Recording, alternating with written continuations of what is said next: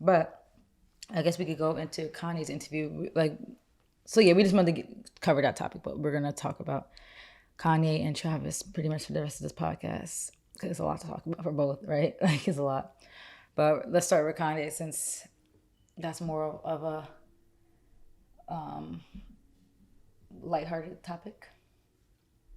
If you guys didn't know, but you should because I don't know how many million views they got now, but Kanye was on Drink Champs with is his name Noriega, but they call him Nori. I think that's like his lifelong friend. Sad. I know, right? I'm a Kanye fan. I don't know Nori. I mean, I heard the name Nori, and I know of him, but I never really knew the story and who he was. But he has a show on Revolt TV. Go listen to his music. Okay, I will. He has a show on Revolt TV called Drink Champs. And this is actually my first time hearing about it too. Like I didn't know about Drink Champs. I've probably seen clips and stuff, but anything Kanye, my eyes light up. Sad. I don't care. So, oh sorry. Oh my god. Oh my god. Oh my god. Oh my god. Oh my god. I told y'all she's abusive. Y'all think I'm playing. I'm in a bad You see how your first reaction to adversity or anything that's against what you believe in is to put your hands on me? I'm not cutting it out. I'm not cutting it out. I don't actually. Don't touch me. Don't touch me. I might actually amplify the sound so people get the full perspective. Okay, that's bad. I already told myself I was gonna stop doing that.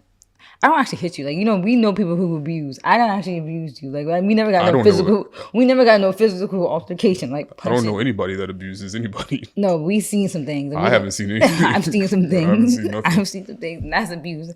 We just playing. I'm not playing with you. I'm not playing with you. Don't put your hands on me. Sorry, baby. Don't touch me. Okay, but I just have an attitude today. I don't care. But yeah, that's the first time hearing about Drink Champs, and basically they just drink, right? They just try different types of alcohol. It's like a tasting thing, right? Like a taste test. And yeah, Kanye was on there this recent episode. I think it was like one of the highest YouTube live streams. It was crazy. I think at its peak it was like 160K, like towards the end of it when we ended up turning it off when it was over. But it was 2.5 hours. It was pretty long, right? That was a long.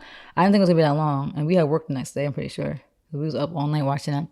But really good interview. I think a lot of people don't actually sit and watch full. Like if you're not a Kanye fan, I'm sure a lot of people didn't sit and watch that full thing, and they just took blips from headlines and ran with it. So I feel like a lot of people, I hate that. There was a lot of headlines from the show. The biggest thing being Big Sean and Kanye saying how that was his worst decision ever.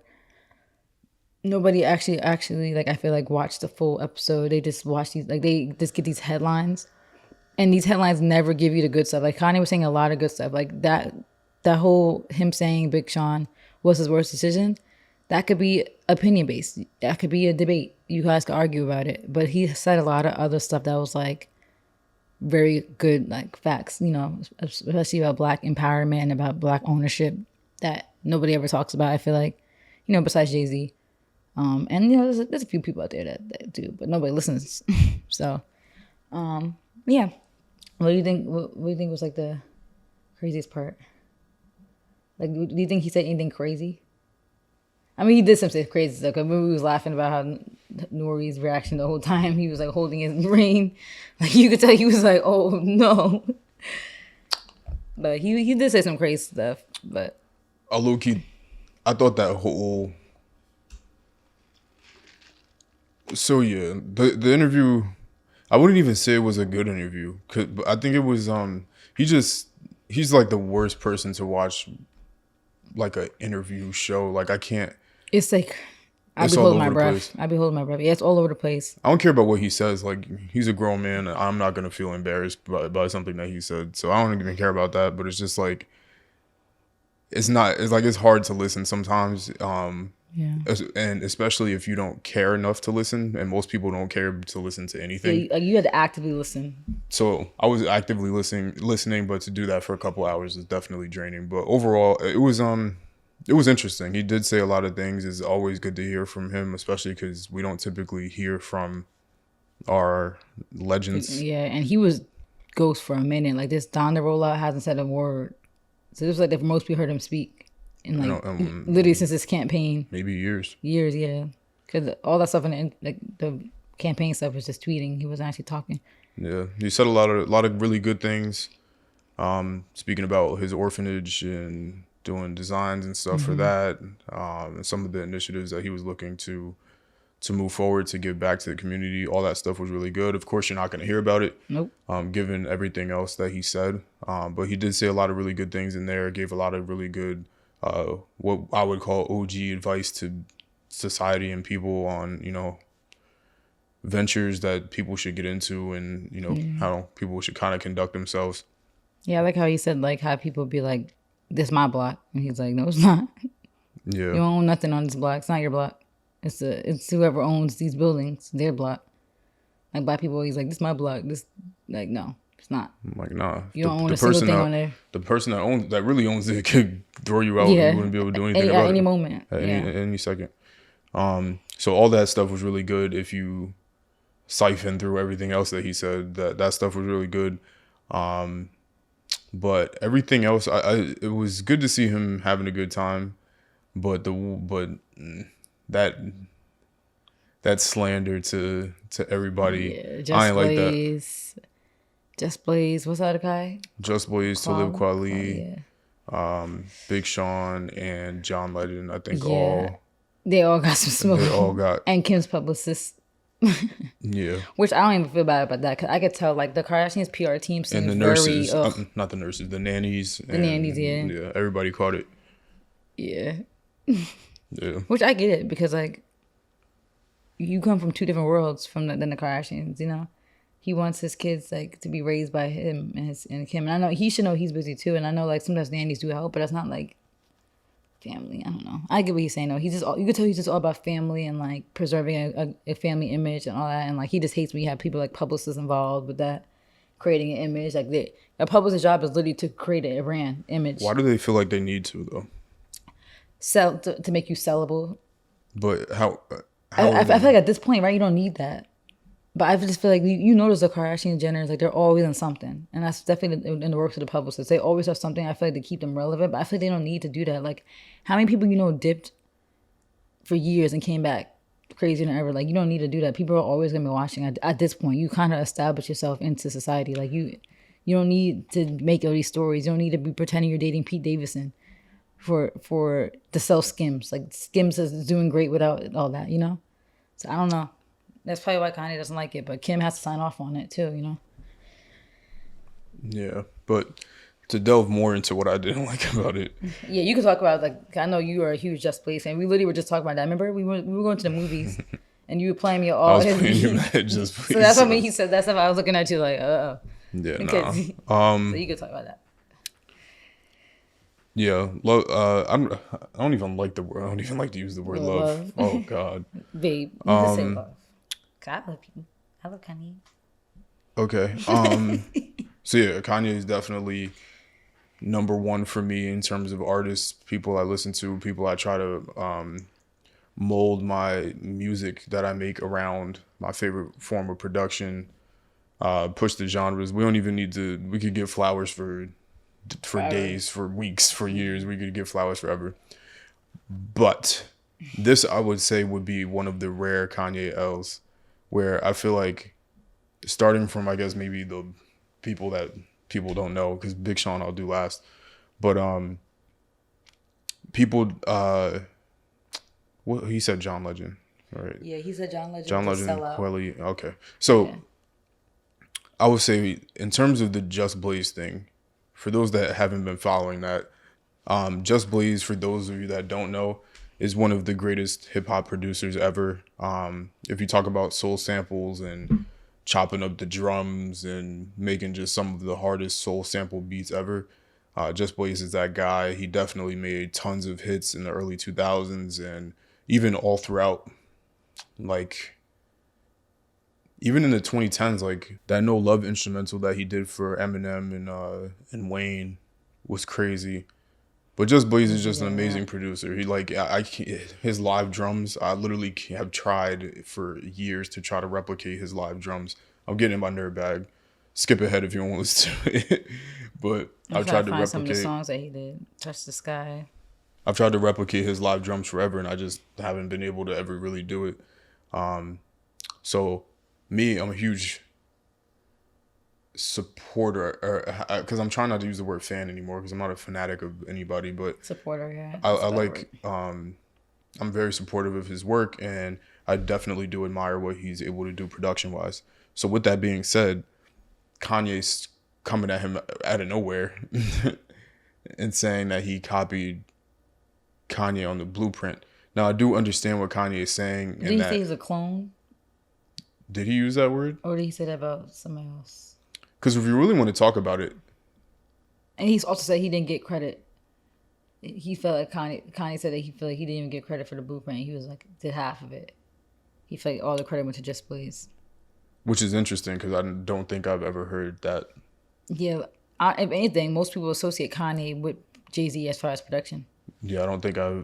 But again, also too, I wasn't outside of that time, but this is more so me going back and listening to a lot of that stuff. Like I was hearing it, but I was too young to really understand what was going on. But all those Just Blaze beats on like the NBA Live video games and soundtracks, he did NBA Street. Like I grew up on a lot of Just Blaze beats. Like and I never heard even back at that time that anybody was giving any credit to him for carrying that album. But basically, Kanye said that Just Blaze copied him because Kanye did the first half, and then everything else after that was basically a clone of what Kanye did on the first part of the album. Now, personally, and I'm sure I'll get killed for this if there's any sort of hip hop nerds out there, but personally, I think that the way that I don't even want to go out on this ledge. I kind of high key don't want to go out on this ledge. I just think that Just Blaze, his beats sound like bigger than Kanye's. Not necessarily better, because what I was going to say, and I can't say that, is that I like the way that Just Blaze chops beats better than Kanye. But I think Kanye's able to pull more out of a sample than Just Blaze, if that makes sense. Like You feel like Just Blaze is kind of more like sound. Like yeah, it's like more it sounds good. Like yeah. Like Lord, I didn't even know I didn't know he did Pump It Up. yeah, Lord knows all that stuff. Yeah. Like it just sounds bigger. Like it sounds anthemic. Yeah, like it sounds like full. You Like hear Kanye it. sounds like cool, but it sounds like I don't know. It's like so like you said, this sounds more. The song sounds more full. Yeah, like the Otis beat doesn't sound like Lord knows, and to me, I don't know. It just seems like two different styles. But anyway, Both good though. both great. Yeah. Both excellent, top tier producers. Basically, I just didn't like it more so because I kind of felt the same way that Jay-Z, because Jay-Z responded to that as well. He said he could feel how he wants. Yeah, he said Kanye could feel how he wants, but with the Blueprint, the whole idea of the album was for people to make soul samples and make soul sample beats. So if everybody's making soul sample beats for an album that's supposed to be cohesive, it's kind of like no shit that the album, one producer sounds like a producer on the same album if it's all supposed to be the same thing. Like that kind of Obviously, Just Blaze is like talented, but he just was trying to conform to a sound. yeah, like Keep the cohesion, because albums were more cohesive back then than they are now. and then when you look at the evolution of Just Blaze's sound in terms of soul samples and stuff like that, I think that Kanye wouldn't be able to do the same thing in terms of, and nobody kill me, but I'm saying in terms of the way just the way the beats sound. Like I feel like Lucifer, for example, by Kanye, is a great song. I mean, not by Kanye, but by Jay-Z, but Kanye produced it. It's a great song, but the sample in itself in the loop is very basic. It's just Lucifer. It just keeps doing that the whole song. Not that the song's not good, but if you take that versus Just Blaze's sample style, it's completely different. And if you were to put the two beats together, I think people's preference may be different, but what sounds actually better is typically a Just Blaze beat, in my opinion. And hopefully I don't get killed for that. But basically I hold Just Blaze in high regard, so I didn't like that. Yeah, and Just Blaze was kind of It sad. was just like, where I did this felt come bad from? reading his response. Like he was He's just like the nicest guy in the world. like his first sentence literally was like, "Well, that's unfortunate. Yeah. What did I do?" And then for him to say that They were about to just work on something together, and it's like, well, why is he It's catching this weird. stray? Weirdo. And that's why I really love Kanye, but sometimes sometimes I don't know. Like you are entitled to your own opinion, but it's like say that to the person's face. Like don't catch them off guard in an interview. Like if it's beef or if you feel some type of way, I think they would respect it more if they heard it from you first before you went on a interview saying that. It's like whoa, I just saw you, I just talked to you. Like where's this coming from? I feel like it's kind of weird. And the other thing too is that Bink is a producer that made and kind of birthed a lot of that stuff with Kanye. And he chimed in and was clowning Just Blaze because he was like, yeah, you were this, that, whatever. I don't have the exact quote, whatever, but he was on Kanye's side, basically shitting on Just Blaze, which is also unfortunate because I hold Bink in very high regard as well because he is a great producer. I think that he never got the shine that he kind of deserved. And I think that he's responsible for the greatest hip hop beat of all time, which would be Devil in a New Dress. So, him chiming in, I didn't like that either. It's more so I just don't like when people Like if that he's like on him, like on his meat. You think? Bink hates everybody. So it's just tough because like I love Bink as a I hate to use the word love. I admire Bink's work as a producer, but I just hate that part of him where it almost seems He's like like a negative type.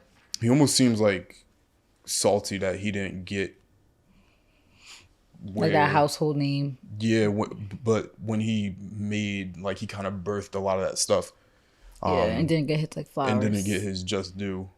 And I actually he was talking the other day. He was on I the didn't Joe even Budden know. I podcast. never like. Heard of Bink? I Yeah. probably heard the name before, but you would think I'm as a huge Kanye fan, I should know. But sometimes I just focus on, so I just zero in on Kanye and not really anybody else. That helped a bit. It's a shame. Yeah. But yeah, I just don't like when people I admire that are all really good at their craft are like beefing over an album that came out 20 years ago. It's like, what are we doing? Like this album came out in 9/11, Like, like what are we doing? literally 20 years ago. I was 5. I was 4, about to be 5, and now I'm 25. And you guys are still talking about this. Yeah, and It's a crazy perspective. I'm gonna keep powering through that because that was a long soliloquy about Just Blaze. But with Talib Kweli, for those of you who don't know, a great rapper, has had a great career. Did a lot of songs with Kanye. Maybe not a lot of songs, but he definitely did some songs with Kanye and his earlier albums. Like I don't know if he was on Graduation, but he was on albums. College Dropout. Yeah, like it might have been Late Registration. I don't know if it was College Dropout. Oh yeah, College Dropout was first. So yeah, man. But Talib is a great rapper. But basically Kanye shit on him and said that Common is vastly better than him and that he never liked the way Kweli rapped. And I was like, whoa. And I'm like, that's okay to say because Common is one of those rappers. Like he's one of the top tier rappers ever. And definitely in the top 100, depending on who you ask, people would put him in like the top 50, 40, 30, whatever. And that's what Kweli said in his response. He was like, yeah, like it's great to be put in the same conversation as Common. But to say that you never liked his rap style, it's like, well, why did you have him on your like early albums or stuff Yeah. like that? It's like weird. Like it's just weird Kind of because like it's kind of like how people just double back on stuff. Like the whole like I don't know. I always feel like I always try to relate stuff to like every day, like our experiences. So like I will relate it to like when you start being friends with somebody, all of a sudden they got all this stuff to say. It's like wait, then how can why was you like if I'm this, then why were you like if I'm such a bad person, then why were you in my dorm every day? If I'm Yeah, such a bad person, why'd you want to live with me? Why'd you want to do this with me? Like it's like, cause that's like the same thing with like Ruby Rose, her and her hairstylist are beefing, and the hairstylist said like she's the most evil person she ever met. It's like, well, I'm so evil, then why'd you come on tour with me? You know, like you trusted me, you ate like in my house, you ate my food. But I'm so evil now. Like it's just weird when people all of a sudden have all this stuff to say after the fact. It's like, yeah. what happened? So I didn't like that either. And also because Jay-Z, which I think is, well, Nas is Kanye's favorite rapper, but I'm sure Jay-Z is too. Yeah, Jay-Z's probably up there. Jay-Z in a song, and I completely forgot the song because I'm having a brain lapse because I'm sleepy. But Jay-Z said that basically he was saying in the line that like if it wasn't for the money that he would probably lyrically be like Kweli. So like even Jay-Z, who everybody has as being the number one rapper, was talking Like about gave his flowers. Talib's lyrical ability. So Yeah, Kanye's weird sometimes. he's weird. So I ain't like that. I'm gonna keep rolling. John Legend, I'm rolling. I agree. I'm rolling. We're not even gonna spend much time there. Like everything you see that had to do with politics, like why I don't hear from him anytime until this election. Yeah, he's the token black person that is racially ambiguous, because if you look at him, you can't tell that he's black, or you can't say that he's white. So he's the token person that they put at any charity event, Yeah, he or playing the piano, singing his little song. Yeah. It's just like it's so like he gonna sing all of me, give you all of me. I'm rolling. He's just a pawn, basically. Sell out, definitely sell out. I never realized until Kanye said it. I was like, yeah, right. Like he really do be like. I haven't heard from him since the presidential election. Makes great music. Yeah, he's a really good singer. Plays the piano good. Yeah. But he let himself become a pawn. Like how? And it's funny too because like his wife is like the complete opposite. Like she literally was beefing with Trump on Twitter. Yeah. So it's like it's just such a funny dynamic. Like how you have Chrissy Teigen beefing with people getting banned from Twitter and stuff, beefing with politicians, talking crazy, and then your husband is literally the token. This is so weird. They should just both get out of politics and stick to music. And what does she do? Cook? I don't know what she does. No disrespect. No disrespect. Yeah, it's not like the whole, the whole black thing, like to dribble the ball. Like that's not what we're saying. It's like you letting yourself be a pawn, a political pawn. Like these people are just playing you. They're just using you to be a voice for the black people. They feel like you're a voice for the community and that they're gonna get the black vote. That's all they care about. Like Kanye's funny though. Yeah. And I think also like this would kind of segue into Big Sean. I think Kanye just wanted kind of like, it's not like necessarily people. He didn't really necessarily want public support while he was running, but I think he didn't like the whole anti-support. If that makes sense, because like the people like him, like I think John Legend and Big Sean like were specifically saying, like clowning him, like cause I think who said that they didn't even publicly support him. Pusha T. Yeah. But him and Pusha T are like best friends. Like it was just said no what thing. I saw like some pictures of them in Malibu. They out to dinner, just them two out to dinner. Like they're like best friends. But Pusha T didn't go anywhere dragging his name, saying Kanye's stupid for running. He told him in private, "I love you, but I'm not voting for you." Like, and I think Kanye respected that more than somebody like Big Sean and John Legend, who let themselves be political pawns and then bashed Kanye, like making it seem like it was a joke. Like, and even if you thought it was funny, at least don't go. You don't gotta bash him if you cool with him. That's your label mate. That's the person who signed you, and now you on the news or on. I don't even know where Big Sean said anything at, but so I get Kanye's frustrated. He did kind of go in, said some wild stuff. Could to say that you want on your engraved that you want saying I'm only here because I deserve to be here because I signed Big Sean. That's like low level, but that's like below the belt disrespect. Because you not only said that you not only like made the comment, you literally said you want that on your headstone. It's funny, but it's really not funny.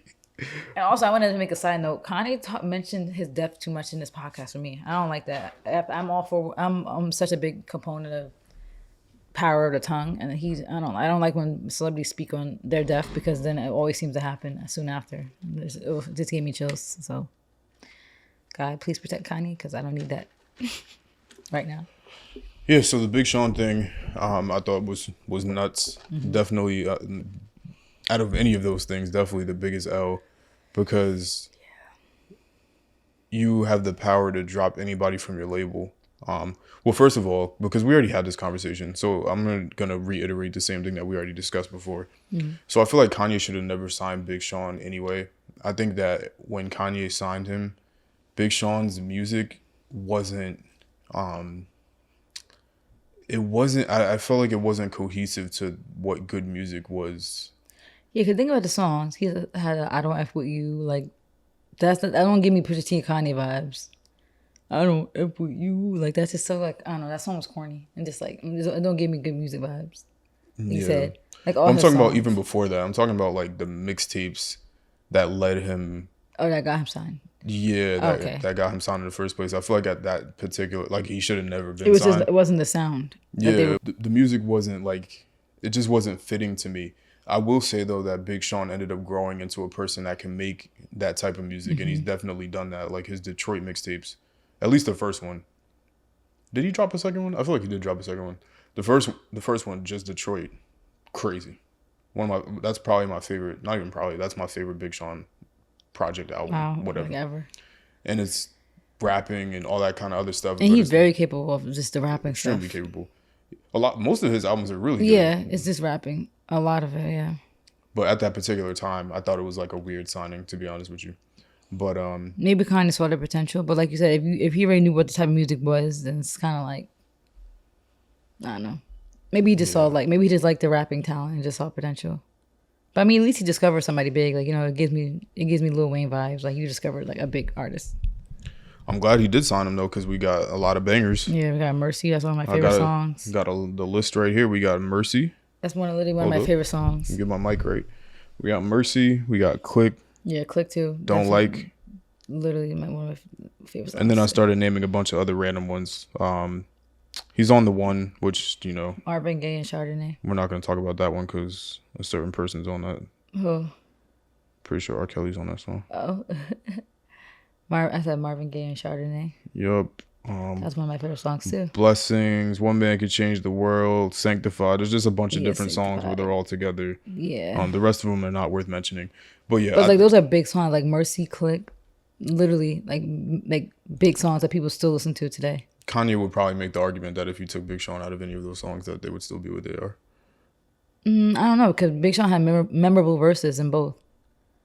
Like literally, and it's funny. Not Kanaba was declining him. Not like after the fact, they were like, "Don't act like you wasn't talking about." What's he say? All those lines he was talking about. What was that song? He's like, build a house, call that. Yeah, I don't want to curse on here, all that stuff. But what song was that? Was that Mercy or Click? That's Mercy, right? Sometimes I get those two songs confused because it's from the same album. But yeah, like even like the whole like his verses I think were first in both songs, right? Yeah, his Click verse was super hard. Yeah, like when he was like, what he said, coming out the driveway. Oh my god, I'm having brain fog. Why am I having brain fog? My block behind me, like I'm coming out the Yeah, driveway. like that's a bar. My block behind me, like I'm coming out the driveway. That's a bar. Because when you come out the driveway, your block is behind you. They didn't even do the knowledge. Like no, his click verse was crazy. Like I thought it was good. Like I'm sure like Kanye thinks it's good too, but it's just kind of like whoa, that's like, you guys have literally hits together, and that's how you feel about him. He didn't even give him no flowers. It was all just bashing. Yeah, there was nothing good.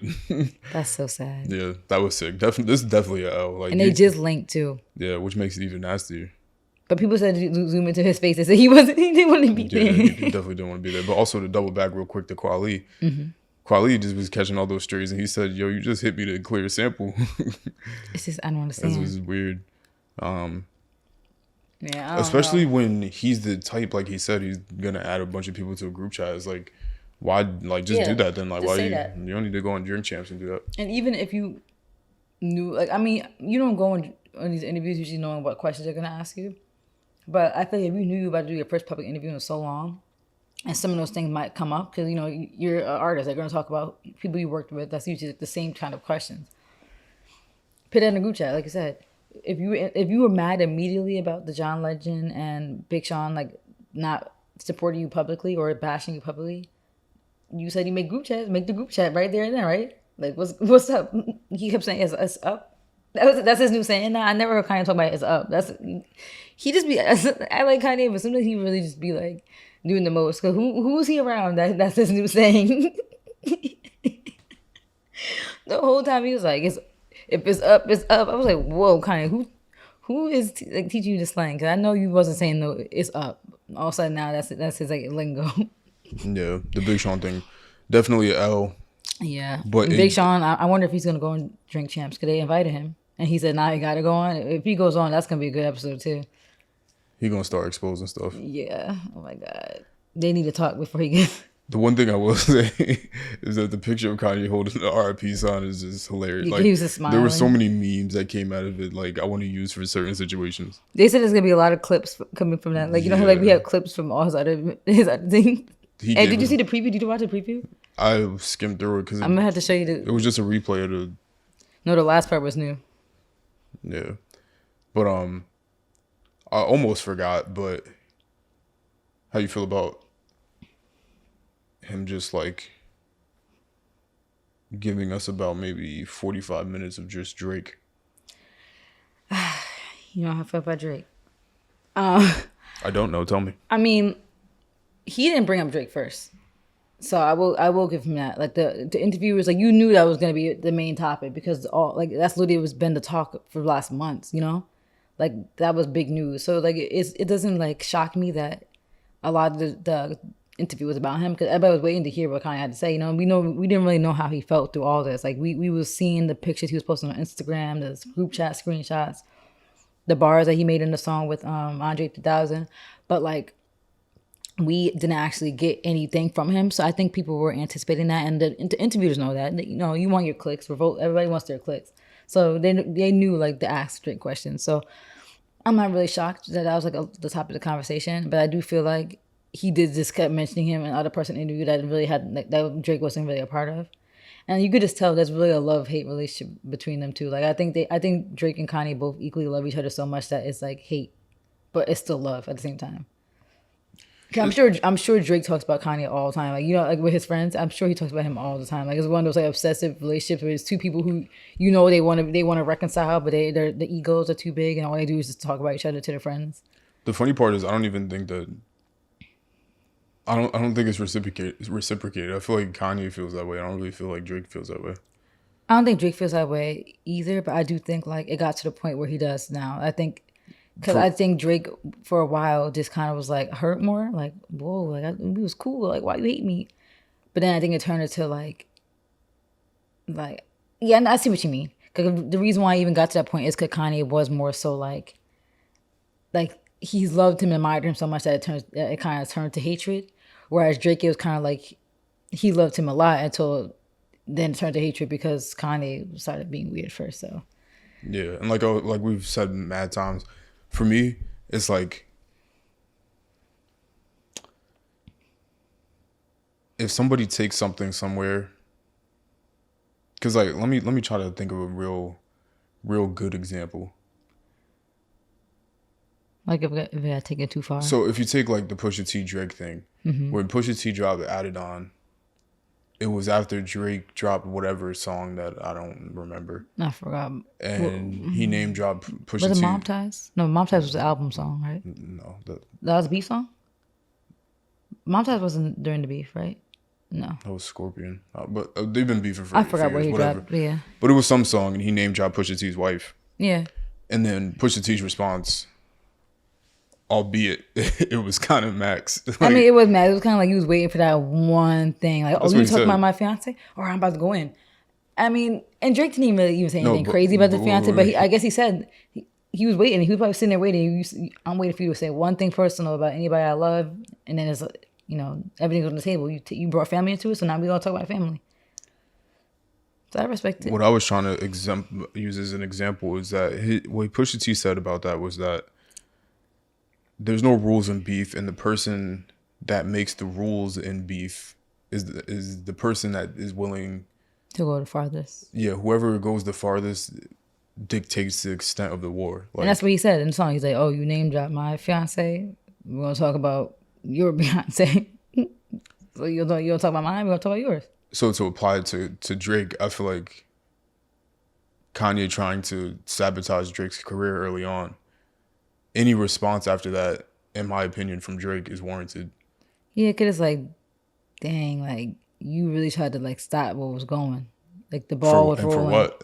Because you were threatened. Yeah. So for me at least, I don't think that Drake feels the same way. I think that Drake still I think likes Drake Kanye. still has a lot of But love now for I him. just think that he thinks it's funny Yeah. because it is funny to see like a grown man frazzled. Yeah.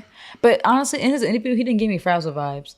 Like I feel like he definitely has given off being frazzled with a lot of the things that he does and says, especially like the group chat stuff like that. But in the interview, he gave me like It was coherent. it was yeah. He gave me like he still loves Drake. He respects him. Like he literally gave him his flowers like a lot. Like a lot of the stuff that he was saying was positive things. He didn't really say anything negative if you think about it. It's just so many times that he But it's referenced just him. weird though, yeah. And then I know it's just weird because it's a whole like in one breath. It's like, oh, I love Drake. He's like, he sells a lot of records. He's the iPhone of the rap world. And then 5 seconds later, and then I pay everybody in the group chat and said I make more money than all you. It's like he had to feel like the whole making more money makes him feel better about himself over people like Drake. And like I'm like, how you pay your wife in the group chat? Like that's sick. How you pay your wife in the group chat with all these people who say I make money than all you guys combined? Like I feel like for him now, the money is tied to his ego because that is a good accomplishment. Being a billionaire is a good accomplishment. And a lot of people can't say that they will do that ever. So I was like, I get it, but it's kind of unwarranted. Like, whoa, why are we on this group chat talking about who makes more money? Like, Especially, what's even crazier about that is that I forget who was in that group chat, but a lot of those people have like make a money. really, really strong hand in helping Kanye be where he Yeah, is. like Virgil. Like you can't take You can't Jay-Z like and put drag him people. in a group chat talking about money Yeah. when he. Was Jay-Z in the group chat? I feel like I saw somewhere that he was. Maybe he wasn't. But even if he wasn't, then I'm pretty sure they said Kid Cudi was in the group chat. Yeah. And it's like Kid Cudi Virgil, like all these people. did make a lot of songs on 808s, which he was like, Which I didn't really even know either until we just watched that documentary. which Kanye is so proud of 808s. But like then Virgil too, like Yeah, like that was like your fashion friend. Like, yeah, I don't like that either. yeah, I mean, I feel that's kind of like unwarranted. Like, cause that's kind of weird. Like, I don't know. There's no reason. Nobody was even talking about money. Yeah, like The there's no reason. like the person that talks about money when nobody said anything is like, And like we know, like I think his friends and even his family, his own wife, like they respect what you do. They love that you made it and that you're doing what you love and became a billionaire off of fashion. I don't think no one's hating on that, so it's kind of weird. It's like, okay, I'm sure nobody responded. I'm sure nobody responded. I would just like the message. I would have put a heart. I would have I would just love the message. I said, thanks Kanye. I was like, I know. I want to be like you so bad. Thanks Kanye with exclamation point. But yeah, I do feel like for the most part though, his interview seemed like he was level headed and like I said, it seemed like it was a lot of positive stuff. I do think it was a little kind of weird. Cause you could tell if you constantly bring up somebody, I feel like it is some like love there. I don't know, like it's just kind of like not even I wouldn't say obsession, but just like maybe for me though, I think he had a lot that he hasn't said that he just wanted to get off. So I can't blame him. This was his first interview like in a while, so I think he just had a lot that he wanted to just get out there. And but you know what? I actually saw something. Ooh, I forgot to show you. I actually saw something. I think that he addressed Drake. Oh my God, wait. I just saw that actually when I was driving, but I don't even know I was driving, so I put my phone down. Oh my God. What's that page? I think it's a podcast. Oh my God, I'm typing. Is it podcast for Kanye? No, Kanye. Oh yeah, wait, here it is, I think I saw something like Kanye actually said something to Drake again, like in another clip that just came out. Oh my God, when was that? You know, if I just type in Kanye Drake, it probably come up. Kanye Drake. I wish they would just fight. This.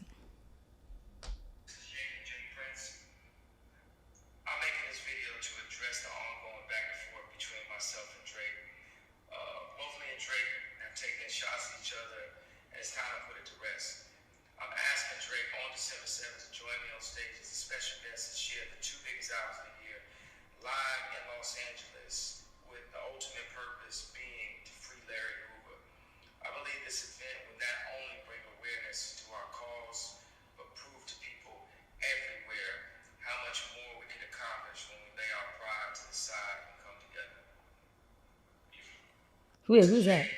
Jay Prince. You just said that. No, that's he Prince Exit? Yes. Oh, sorry. I don't look at me. I'm such a bad person. You just hear what he said at the beginning of the thing? Yeah. I'm here with Jay Prince. Oh. I don't know. That's just. I feel like that's not new though. That's today because I feel like I it's saw just 3 hours ago. I feel like I saw that video already. No, they literally just supposed to say. He just said November. What he said? December 7th. Yeah, but I feel like I saw that a few days ago. Maybe I'm wrong. Oh, maybe he did. But I don't know. I just saw this pop up. All the Kanye pages that I follow literally just posted it today. I'm sure the Shade Room probably posted it right now too. I could be wrong. I'm actually shocked. I don't think maybe it is old because I feel oh no, yeah, look, the Shade Room posted 3 hours ago, so this is new. Maybe you saw something else because if you did see it, it's kind of. Somebody said that's shorter than my speech is growing up. You could have memorized that. Yeah, why was you reading with the phone? I don't know because I feel like Kanye does this right, but then he's gonna say something shady in like next month, right? I don't know. Like he confuses me sometimes, right? No. You think it's genuine? No. You think it's a PR stunt? Or you think it's because of the interview? How the interview went? Ooh, I just dropped my No, I phone. think Jay Prince gonna shoot his face off. That's why. Who, Kanye, Drake's face? No, Jay Prince gonna shoot Kanye face off. But he's sitting right next to him. That's why it's a threat. That's why he's standing there looking all menacing. Yeah. Nah, remember what Kanye said though in the interview? He said nothing's gonna happen to Kanye or Drake. Like they make too much money. That's to me, people. This is crazy though. I actually didn't watch it. I saw it earlier. Someone said, "Who wrote that?" It's all promo and publicity. After Astroworld, Drake ain't doing no more concerts. That's not funny. Someone said, "Blink twice, Kanye." Yeah, I told you. He definitely being held hostage. Oh my God. What script is he reading from? Drake doesn't need to join anybody on stage for a while. You look, he's being held against his will. This looks like a ransom video. It does. He's reading that off of Jay Prince's phone. Kanye know what he doing. I can't. Yeah, he trying to set Drake up. No, see, that's the thing too. That's the thing that sucks about, because I feel like if I was Drake, like I would just be scared about anything, right? Because like you don't know, Kanye really might pull some stupid stunt and like embarrass you, right? You know, I don't know. I just feel like I don't know. I love Kanye, but he's sometimes a little questionable. But I just thought that was interesting. That was 3 hours ago. That came out. Unless it was, I don't know. Cause you said you saw it, but I'm not sure. I feel like I did, but maybe I saw something else. I don't know. Maybe you saw that they linked. Maybe they were together or something. Yeah, that's probably what it was. And maybe the video actually was filmed that day, but then it came out today. But yeah, it's funny because we were just talking about the interview. So maybe like post interview, like he's kind of on like he's on like a high right now and just trying to make clear the air. But yeah, it's funny because we just talked about Drake. So interesting. I don't know. I think Kanye's at a point right now though where he has acceptance to Drake's career. Like there's no stopping it. He is who he is, and you just gotta respect it. I think earlier it was a lot more competitive because he was trying to hold him back. But now you can't really do nothing about it now. So now I think it's just an ego thing. But they need to talk. They need to talk and be cool again. And Drake needs to. We don't know these behind the scenes conversations, but Drake just needs to literally say how he felt about every situation, which he has said in interviews. I'm sure he said it to his face, but like how he just felt hurt about stuff and confused, and get Kanye to have an explanation. There needs to be an explanation. And if Kanye's man enough, he could say it to his face. But I mean, I feel like Kanye is man enough though. He said in an interview he was jealous. Like he said, feeling jealousy is normal. I don't feel like Kanye's not the type to like be like, no, I'm not hating. I'm not jealous. He literally said he was jealous. He was jealous of Virgil, and I'm sure he's been jealous of Drake. And if he had to say I can never have a Virgil in my circle and hold him back because it make me nervous. But he said it. Like, I can respect it. Kanye said it's normal. It's normal human emotion. I was jealous. Like I'm the Louis Vuitton Don. Like that must hurt. That has to hurt. Like imagine, like you for example. Imagine you have like a really close friend, like a producer friend, and they make it and you don't. Like that has to hurt. Like and you have to feel. No, I'm saying it has to hurt somewhat. Like it's normal to be jealous. Low key, nah. But if it's your friend though, it's supposed to be different. That's supposed to be your man. Yeah, not in that situation because I would look at myself, and that's the difference. Like he's jealous of Virgil. Like instead of looking at why weren't you? Why Virgil got that? Yeah. Like it's not like he didn't deserve it. It's not like he didn't build Off-White to basically rip apart the streetwear industry, rip apart sneaker industry. But Yeezy made a huge impact on the streetwear industry also. But not maybe more than Off-White. Yeah, but not at the time it didn't. And certainly not at the time. Yes, it was. It was like this Off-White Yeezy surge was literally simultaneous. Yeah, but Off-White was always a bigger company than at first because it was an earlier company. I thought, right? I'm saying more so because Louis Vuitton doesn't sell. They were never really in the business. They sell sneakers, but they weren't really in the business of sneakers. They're in the business of clothes. Bags, yeah. Nobody ever was buying Yeezy hoodies. Yeah, it was just the shoes. You're right. And like, why would a Louis Vuitton want to bring somebody that's making blank hoodies that look like just regular Gildans into a fashion house like Louis Vuitton? Yeah, but I mean, as far as only like the deconstructing stuff, Virgil wasn't doing anything astounding. He just put in quotations and X's on shirts, on on his clothes. t-shirts. That's not true. That's actually like very false, and that's the No, shame. for the off-white like No, kids. no, Oh, that is very for, false. okay. I'm sorry. I know, like for like the actual like jackets and stuff, and like other shirts, that And design. everything else. I'm just talking about what was actually popular. Like people who were buying off-white. A lot of people. It's like the same thing with Yeezy. People who were buying Yeezy weren't necessarily buying the clothes; they're just buying the shoes. People who were buying off-white. A lot of people weren't necessarily buying the jackets and like anything like the jeans. They were buying the t-shirts and the collab sneakers. So it's still kind of like the same thing because what made off-white popular was the tees. Like the quotation, the deconstructed thing. That's what made them popular. They didn't get popular off of just like their regular designs. But I guess from like a fashion house standpoint, they see the value. But you would tell they only took him in because of the popularity of him and his brand, which makes sense. And obviously they saw talent too. I'm not saying he's not talented, but I'm saying like you had to acknowledge what made Off-White popular was those tees with the big X on the back. And the shoes, the collabs. Am I wrong? Cause look at some of the designs that he did for Louis Vuitton. The same thing transferred over. The quotations, all that transferred over. That's like the staple pieces that people were buying. People were buying like the stuff that literally like the bag. Like the only thing I see a lot of people were buying were the sneakers and the bag that literally had the quotes on it. I'm just saying. Because the thing about that is that the people that are buying that stuff, that's just what you see. Like, Yeah, that's just my scope. But there's definitely rich people who don't care about flashiness and buy the nice stuff. You're right. No, you're right. And I think about even when we went to the open house thing, a lot of stuff I liked was even the stuff with the label, like that jacket. I like that jacket. It had all the pockets on it. Yeah, it was like the most expensive item there. No, of course I liked it too. And that's why it was still sitting there because no normal person. I was gonna buy it. And you have the people that buy the off-white stuff or Louis stuff couldn't even afford that. I was gonna buy it. No, you weren't. Yes, I was. The jacket was like $7,000. I was gonna buy it. But yeah, no, I get it. I do get it. But I'm just saying, like these brands, they know also too though what's popular, and that's literally why he has some elements of that deconstructive thing in Louis Vuitton. Because they know that's like what sells too. Like they know that's what's gonna bring people's eyes to the. What did he do as deconstructed Louis Vuitton? No, not deconstructed. I'm talking about like the quotation, like that whole deconstructed like thing of having a quote and saying what it is.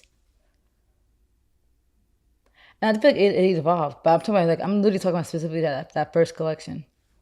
It definitely has evolved since because we just watched the show, but I feel like it's evolved. But I feel like his first collection, he definitely still stuck to that whole quotation thing. For some of his stuff. But yeah.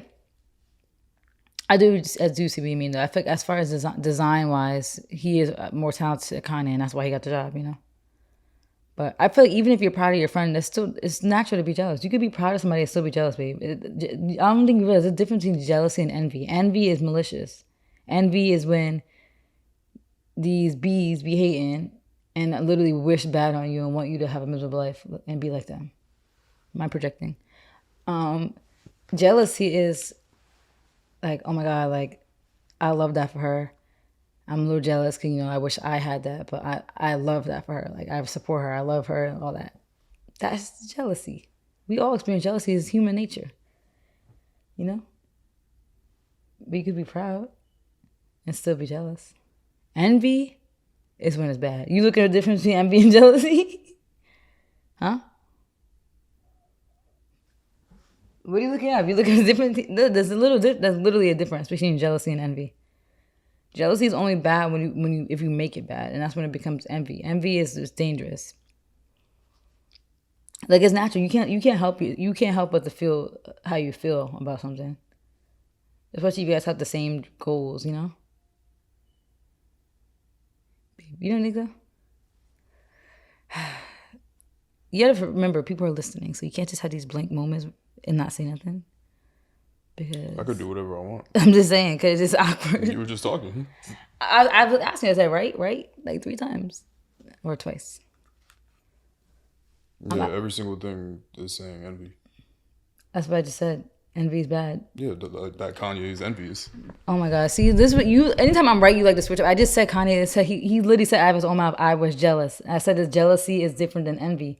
Yeah, He was but happy for him. He cried, but he was yeah, jealous. but this by definition is not was not what him by definition is not jealousy. It's envy. How? He doesn't show. How did he show signs of envy? He didn't But try to I'm stop just Virgil. yo, hey, oh my, No, I'm I'm asking. I'm going off. asking you. I'm going off the based off of the mad definitions I just read. Envy means to bear a grudge towards someone due to coveting what that person has or enjoys. That's not. I mean, that's envy. That's not jealousy. Yeah, I know that. That's But that how is him? How is that that not what he's feeling? Jealousy occurs when you resent someone for seemingly taking away your. Okay, that's in private relationships. Envy, on the other hand, is when you're coveting someone else's accomplishments, accolades, blah blah blah. That's not bad. That was more so it had to do with the relationships.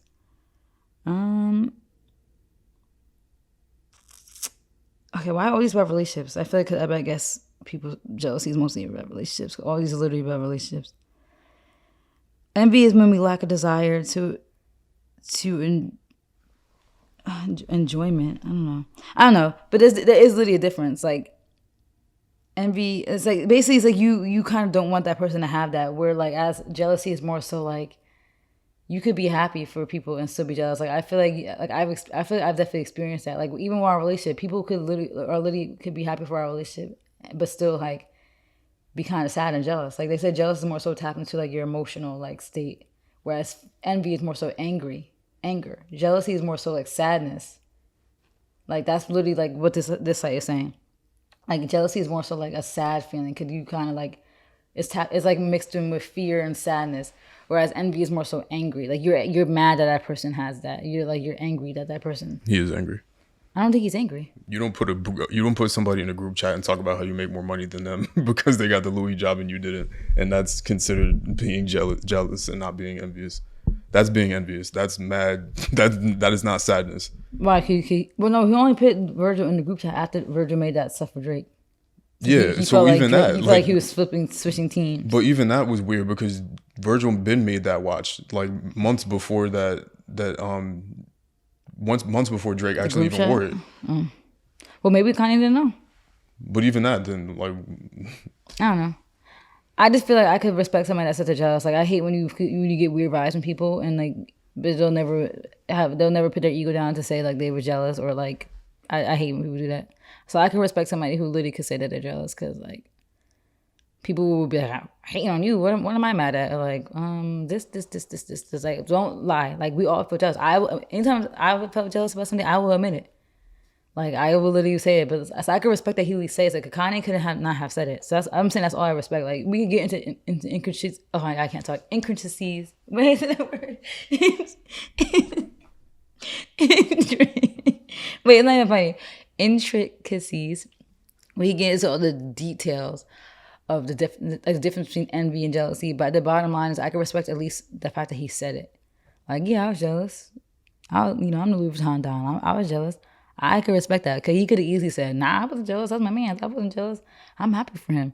But like as you just always excuse, I'm happy for him, but I'm happy for him, but I'm happy for her. But like he said, no, I was jealous. That's it. Period. Point blank. He didn't even go any deeper than that. So I could respect that because it's like he didn't have to say that. And a lot of, especially men will never admit that. Like I feel like a lot of men be jealous of stuff like their guy friends or it's anything and just don't ever say it. So I could respect that he says it. I mean, girls don't really admit it either, but I feel like they're more likely to admit it than a guy. You know. So I could respect it. That's the bottom line. That's the only thing I wanted to bring up with that. I can at least respect that he said he was jealous instead of acting like he wasn't jealous. You know. And that's why I even said like when he was crying and when he was hugging him. Those tears felt like a combination of I'm happy for you, but I'm also sad. Like it felt like a combination because you could tell, it was passion. Like he was happy for him, but it also felt like, but yeah, like he was saying this is my dream, and like that was like probably in the back of his mind because that is a sad thing. I just feel like like it is normal to feel that way, but like you said, the whole putting you in the group chat, like you obviously still have underlying feelings, and you probably still are somewhat mad about it. And I do feel like that is kind of kind of weird, you know. And obviously Drake definitely has insider intel. That's only like he wouldn't have made that lyric without some. He knows something from the inside that we don't, you know. No, That it's because Kanye said it publicly. well, yeah, but I'm sure he also like hear things behind the scenes, like you know they're in that world. I'm sure he's heard things. Or I'm sure Virgil probably said something like I'm sure he you know has a little more details of some feelings and emotions, but yeah, I don't know. Like I said, I'm like you see, I'm not super diehard defend Kanye for everything. Like I literally said some stuff he does weird, like but like the bottom line, I could at least respect that he acknowledges his jealousy and that's man enough to say it. Literally, so he knows millions of people are out to watch this, and man enough to say that he was jealous. You know, there's definitely some other underlying stuff that gives envious vibes, but I could at least respect that he says it. You know, because people, a lot of people really are so quick to cover that up. Like nobody wants to be a hater. I don't think anybody wants to be a hater, but it's natural. It's literally natural sometimes. Even if you love somebody, like you sometimes can't help it. Especially if that's something that you were really passionate about and that was like your dream job. Like it has to hurt. Not, you know. I don't know. So I just respect that he said it. That's all. I feel like you can't hate on that, you know? No, you can't hate on admitting. Admitting's the first step. It's literally the first step in like therapy and stuff. Admitting. But yeah. Part 2 should be interesting. I think going back to what you were asking before, I do think he had a lot to get off his chest about Drake, and I just feel like he used that to get off. I think if part 2 he still talks about him, then it'll kind of be all right. But I mean, it was filmed the same day, so it wouldn't be a surprise. So we'll see. I'm really interested if this concert is gonna happen. I at least want them to do a versus, right? You don't want it? You rather a producer versus? I think versus is stupid. It is, because it's kind of hard. Because like Kanye, but Kanye had a good example. He literally said it himself, right? He's like, he said you have Kendrick who like kind of out raps him, right? You got more bars. You got Drake that sells more. You got Tyler that got better videos. You got J. Cole that kind of did the whole suburban rapper thing kind of better, you know. But then you have Kanye who's like a mix of all that.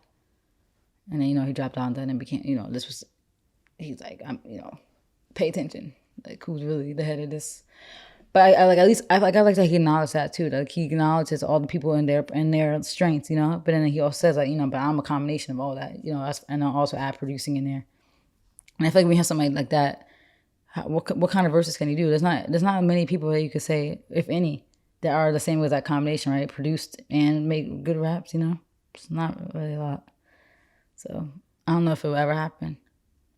But Kanye, cause he said you don't need like parts, like it's gonna have to be like days, right? Like day 1, day 2, day 3, cause you just gotta like it's just too many people that he would have to go against. Like you would have to have a producer day, you had to have a rap day, you would have to have like a, you know. I think with Drake it would just be specific hits. Like it wouldn't necessarily be who had better bars, who had better production. It's just hits. What was a better hit? Which song hits different for you? Which song brings you back to that moment in your life, you know? It would just have to be that for them. But then with somebody like Pharrell, that could be production, you know? Or Timbaland, you know? Mm-hmm. So, yeah, should be interesting if it actually happens. I feel like Kanye's a little too chaotic for stuff like that, though. He's too unpredictable for stuff like that, right? Especially because, isn't it usually live? Yeah. I think anything that has to do with Kanye being live kind of scares me, right? I don't know about you, but he's just so unpredictable. He's scaring me. How do they even determine the winner of versus? They don't. They stopped doing that. No. I guess they let the audience decide. Like in the comments and stuff. But yeah. Oh yeah, I was going to show you. I could show you real quick the end of that Kanye clip. I don't remember this from the first interview, unless it was, but I really don't remember. But part 2 is coming out Thursday. When he started yelling at the end.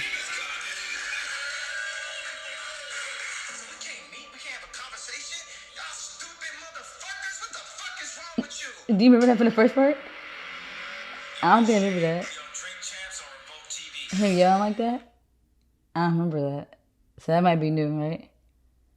I mean, I think it was weird that most of the preview was old, like from the first episode. So I'm like, are they just trying to dig up some clips and create a part 2 because they saw the popularity? Hopefully it's short. I don't want to watch that again.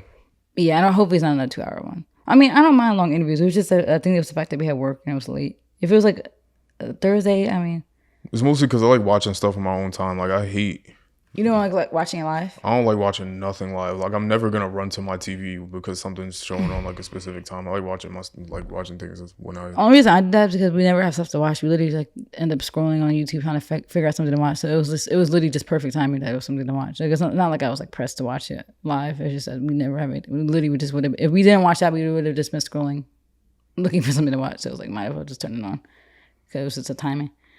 So I don't know. It should be interesting. I'm wondering. I'm just trying to figure out what part 2 is going to be because it kind of felt like it was wrapped up in part 1.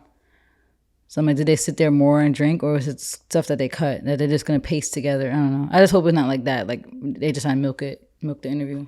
But we'll see. But yeah. Is there anything else from the Kanye interview that you thought that was important? Like, I mean, we could talk about the positive stuff. We could kind of talk about it for a minute, but Nope. like I said, the Moving only on. the only like really positive thing I liked is just like the whole Black empowerment, like buying property, buying stocks. Not even really buying stocks because I'm more so of a invested index fund person, right? Like we've talked about this before. I'm not really a big on individual stocks. I feel like it's not really like beneficial to the average everyday investor, right? It doesn't really do much for you. But you're not going to buy enough shares of a stock to make any big gains. So you might as well just throw your money into an index fund and let it grow.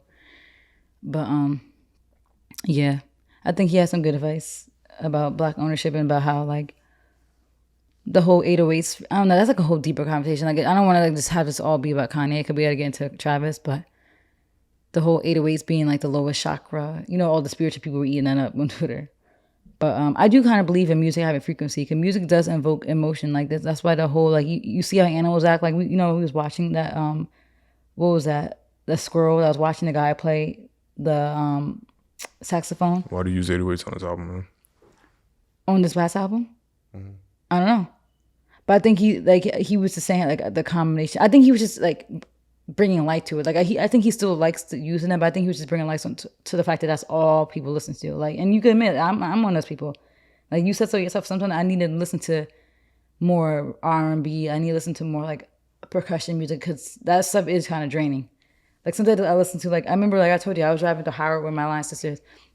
We was on the ride back and they literally made a joke. They're like, "No, do you have any R&B songs?" Because I know that could be like that music sometimes could feel draining. It's like it could just feel heavy. So I get like music does invoke emotion, and 808 sometimes is like a lot. It's like okay, my heart pressure's like my blood pressure's up. Let's slow down. Let's listen to some hi hats and some percussions.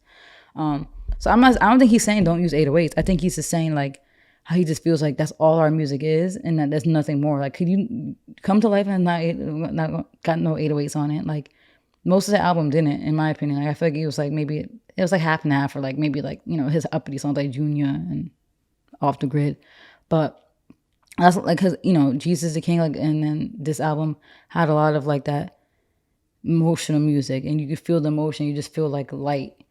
So I think he was just making the point that that's all people use. Like every single song on the album has 808s. Like every single song is like you feel like you about to rage. Like it's just nothing like.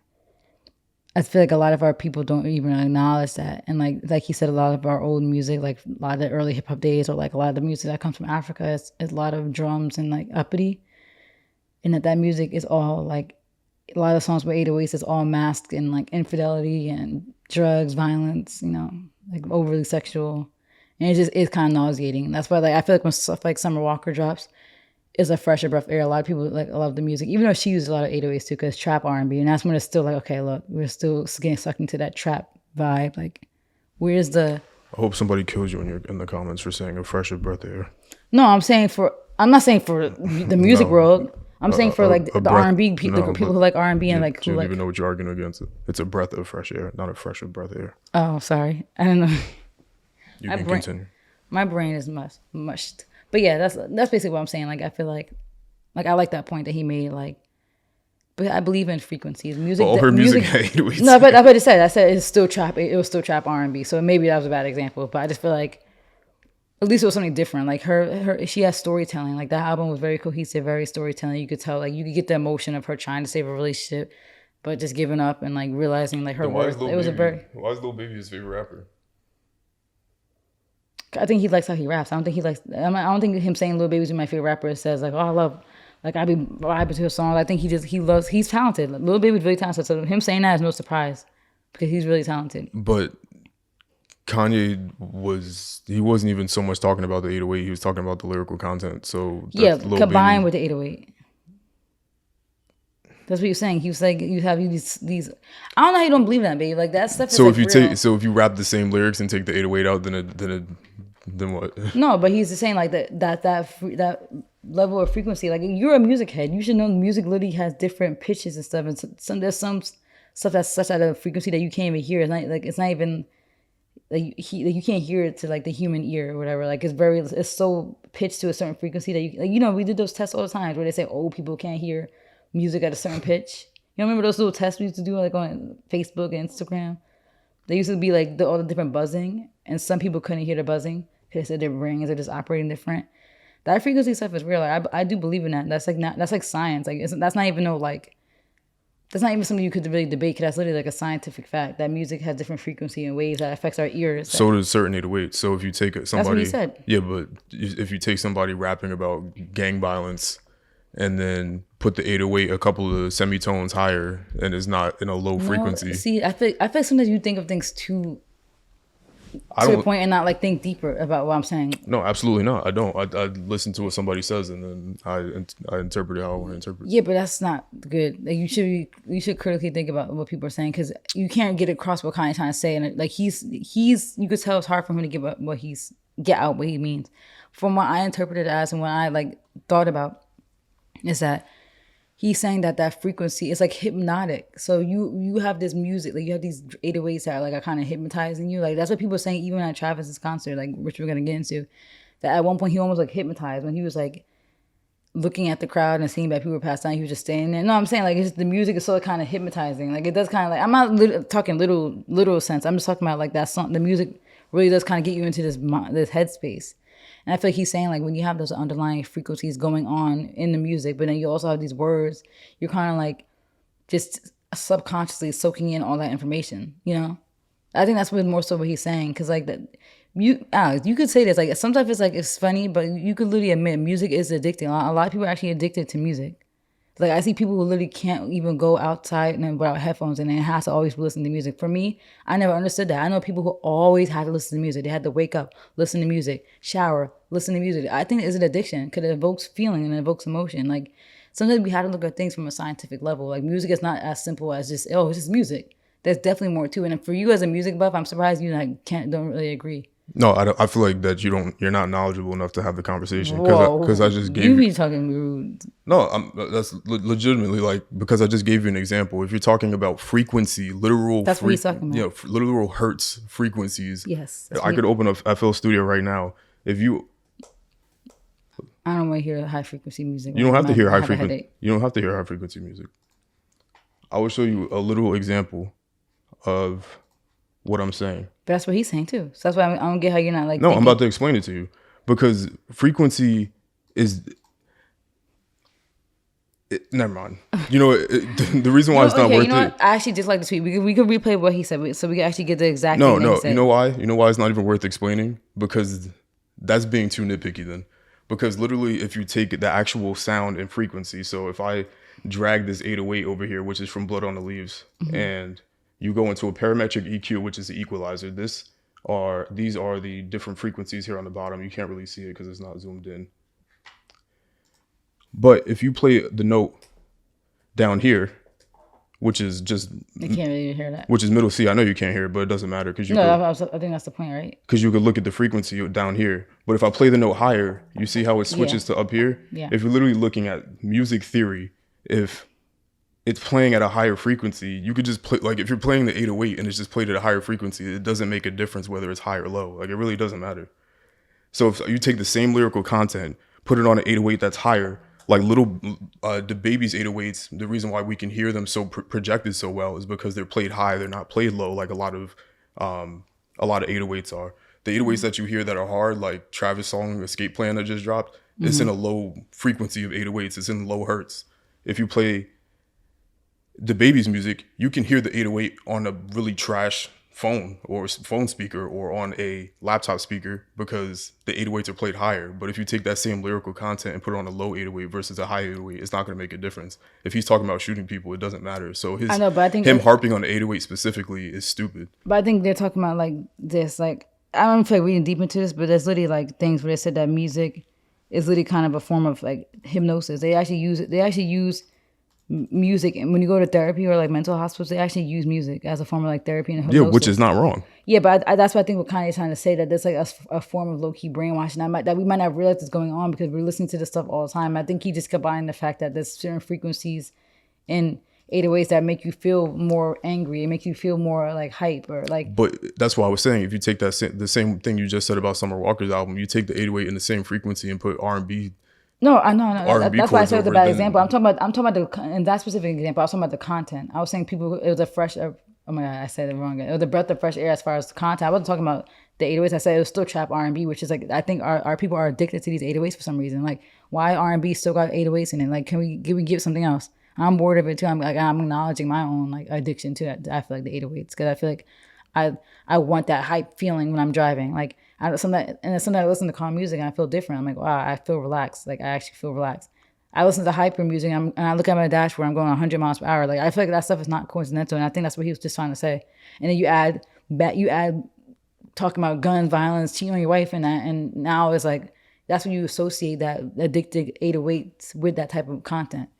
You know, and then you do have a Summer Walker that comes in. It's like, all right, cool. You know, at least we have the 808s for something that's a little more lively, but it's still addicting. That's why R&B people are using it, because still I feel like it's an addiction. And our people are just like are obsessed with 808s, and it's funny. Like I said, it is funny. He has a whole album called 808s and Heartbreak, so it is kind of ironic. But that was what over 10 years ago. That was in 2008. We're about to be in 2022. People could evolve. People could change and have a different mindset on things and learn. So I don't know. I have it's a short clip. It's 25 second clip. So we could bring it up again and just kind of see what he said. And then, man, how about we start owning some stuff? wait, oops, sorry, this is the wrong thing. Sorry, I have like too many clips I like. That's when he was talking about the owning the stock. Where is it? Sorry, I have it in here. My throat is itchy. Where is it? Sorry, I'm slacking. Oh my god, it's in here somewhere. Where is it?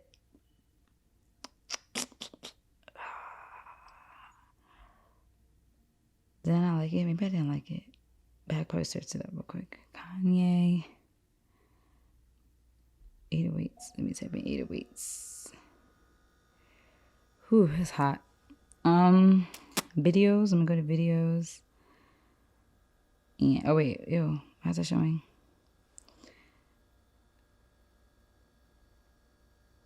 Wait, why can't I find it? Hold up. I'm sorry. I'm so sorry. If I can't find it, we could just move on. Oh wait, okay, here we go. 808,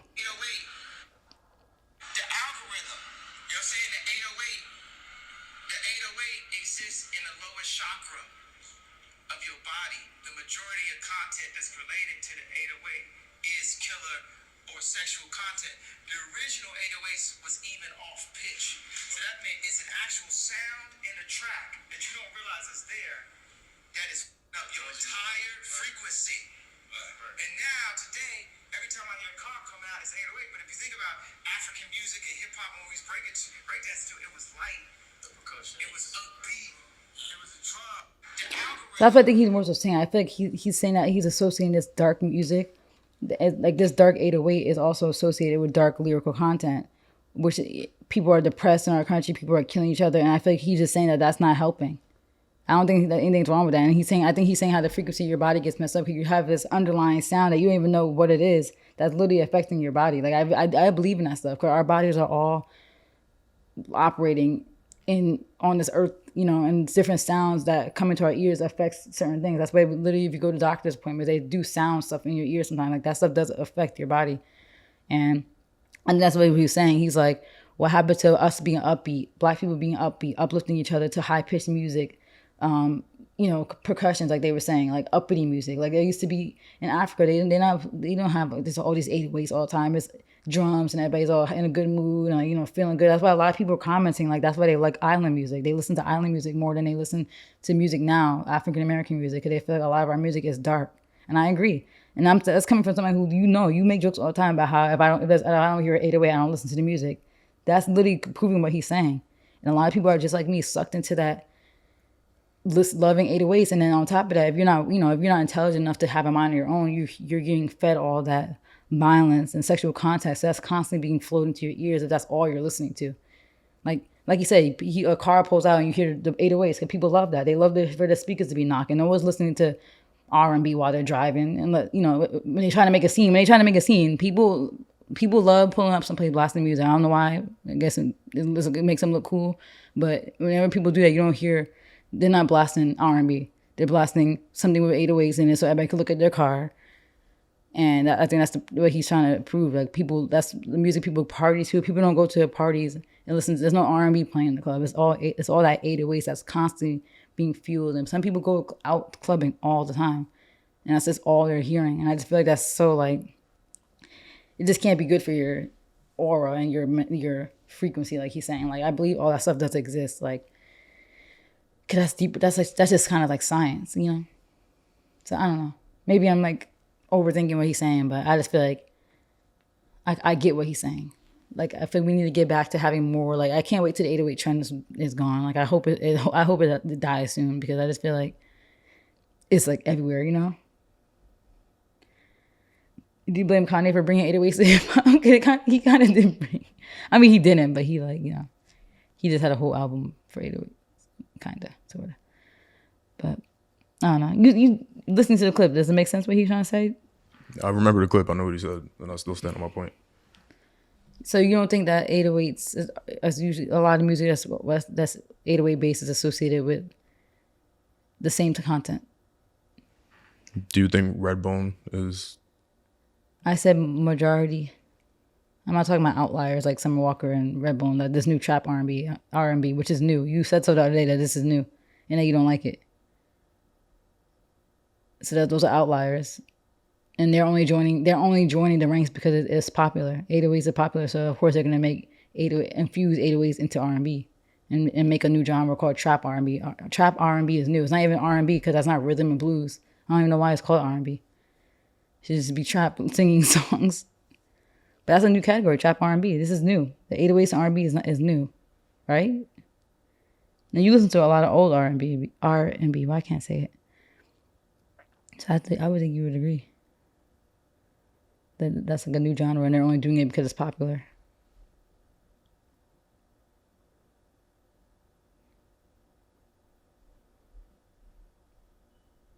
No?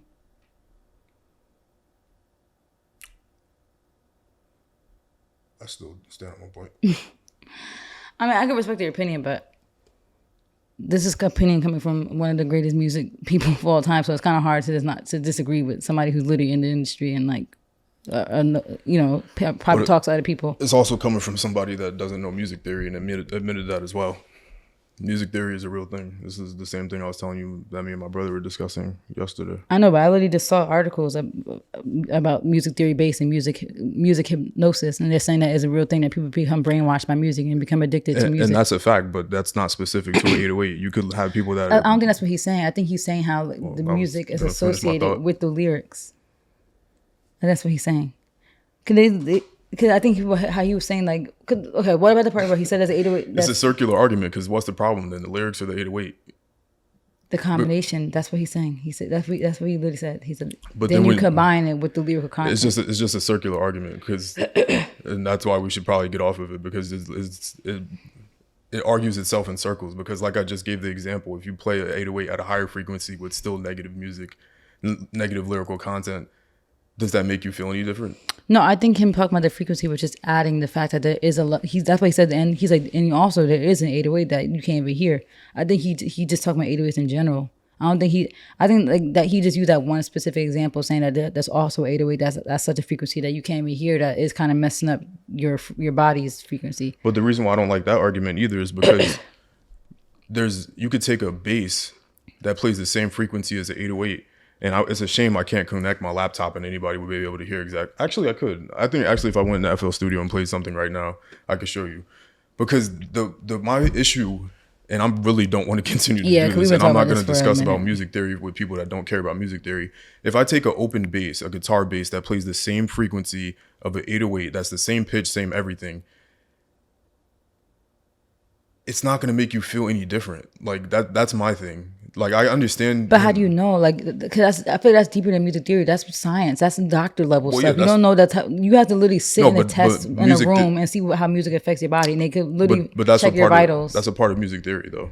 It is, but there's still a level of like nobody, none of us in this room have we never we haven't went to the level of school that doctors go to. We don't know Yeah, what type so of stuff that actually goes involved for them to see how music affects our brain and our blood pressure, our heart rate. Because I could no, I never definitely. said it didn't do that, but my point is specific to frequency and hertz But and pitch. but when he said frequency, he used frequency. He said the body's frequency. He's not talking about the frequency of the music. He said That's all the I was body's saying. frequency. So I think maybe there's a miscommunication with what he's talking about. He said that the 808s affects your body's frequency. And I also think that he should just stop using 808s then.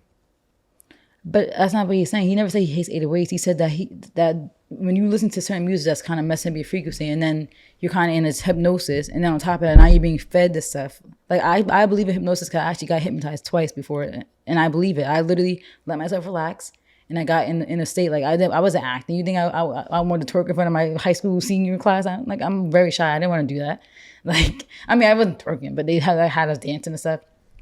So like, I believe in that stuff because I actually got hypnotized before. Like hypnotized, I feel like people have this thing that they hypnotize the little spiral circle, and there's all this little, it's all the circle stuff and this theatrical stuff that you see on TVs and movies. That's not what hypnosis is at all. Like it's literally we're just calm and the guy's talking and saying certain stuff, and like it just triggers certain stuff in your body. And I think that's just a whole different level of stuff that we don't really understand about how our bodies work and stuff. And I would really love to do more research, so I'm not just speaking on these things.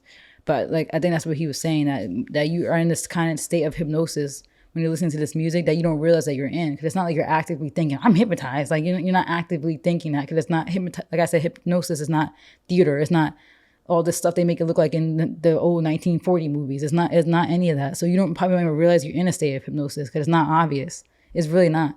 So I think that's what he's saying, that the music, sometimes the 808s gets you into that trance. And I think all music gets you to a trance, but I'm thinking he's saying 808s in particular could get you in a certain mood, an aggressive mood. And then on top of that, in your ear, you're hearing shoot niggas, go down blocks, F63rd. Like, it's just like a lot going on. It's like, whoa.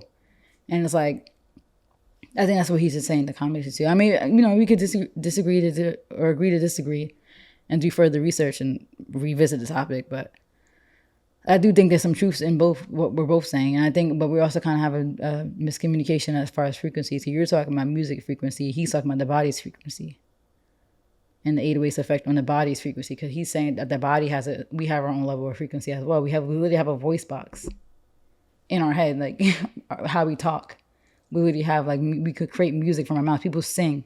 So we have frequencies in your body. And I think he's saying how that's affected from certain music that you don't realize, because it's like subconscious hypnosis. I think the only way you could really tell the effect on music is you have to have your vitals being checked while listening. And like I said, for me, the clear check is when I'm listening to aggressive music, I'm going 100 miles per hour by accident. I don't even realize. I'm like, why am I going so fast? I'm listening to calm music and all of a sudden I'm in the middle lane driving 70, 60. I'm like, why? Like I don't even realize these things, because certain music brings out certain emotions that you don't even realize. It makes you feel more aggressive, more hype.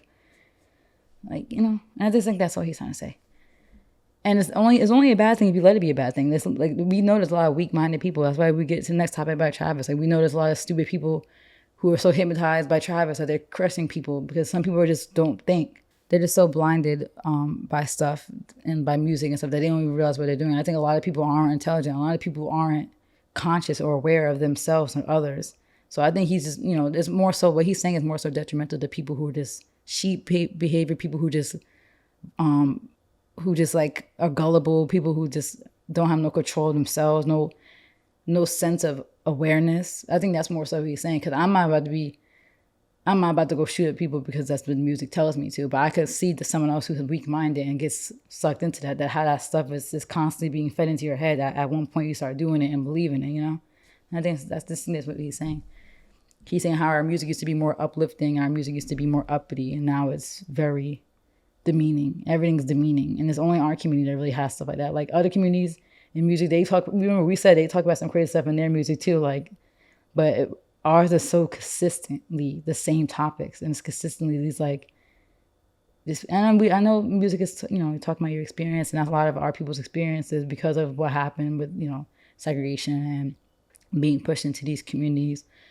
But it's like, at what point we're gonna just keep making excuses? Like, we have to start doing different if we want to build our community back up. Because it's like, what are we gonna do? Just keep crying about it? Keep waiting for handouts? Like, we have to just move forward and just fix our community. And I think some of the music, people are speaking about their experiences. You can't hate on that. Like, that's people's experiences. But it's like, it's just a lot, and I feel like we're not even aware of what we're doing. So that's all.